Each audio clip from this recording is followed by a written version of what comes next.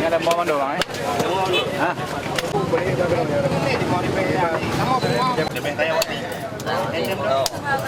Yang ada yang jual 15, ada yang jual 14 harga ini.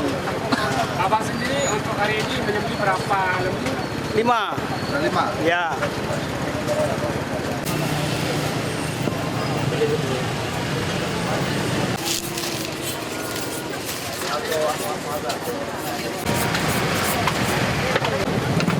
Aku